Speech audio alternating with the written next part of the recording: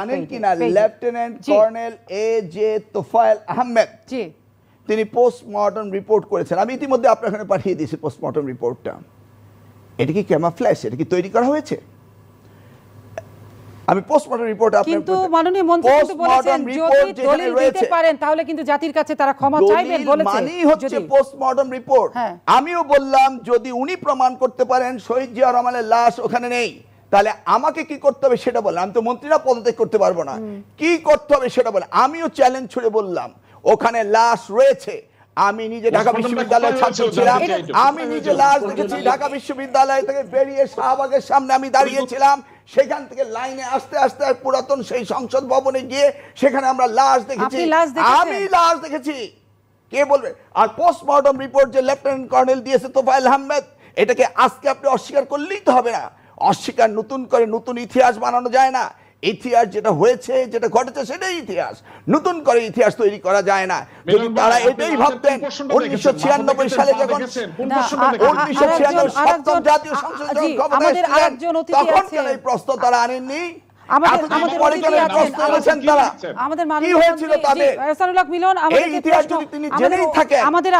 আপনি শুনুন আমার কথা। এই ইতিহাস যদি উনি জেনেই থাকেন, এটা কি আজকে কোন গুপ্তচর ওনাকে নতুন ইতিহাস দিয়েছেন? 1996 সাল থেকে 2001 সাল পর্যন্ত এই দেশে আওয়ামী লীগ ক্ষমতায় ছিল, তখন কেন বলতে পারলেন না? আজকে কেন এই নতুন স্বপ্নে দেখলেন আপনারা? এটা বলতে পারেন কেন? শফিউল্লাহ সাহেব বলতে পারলো না কেন? তোফায়েল সাহেব বলতে পারলো না কেন? এজে ওসমানী সাহেব বলতে পারলো না? মাননীয় মন্ত্রী উত্তর দিবেন, কিন্তু সে পার থেকে প্রশ্ন আছে আপনি লাশ দেখেছিলেন না কফিন দেখেছিলেন, লাশের কোন অংশ দেখেছিলেন সেটা তারা জানতে চাচ্ছে। আমি লাশটাকে যেইভাবে কফিনে করে নিয়ে এসে কাঁচ দিয়ে ঢেকে মুখের অংশটা একটু খোলা রাখে সেইটা আমরা দেখেছি। আমি একা নয়, লাখো জনতা দেখেছে। এই প্রশ্ন বাংলাদেশের লাখো জনতার মনে কখনো আসেনি। 1996 সালে এই সরকার ক্ষমতা আসছে তখন তাদের মনে আসেনি। আজকে 2021 সালে তাদেরকে এই কথা মনে হয়েছে। কোন ষড়যন্ত্র? কেন এটা আজ মনে হলো?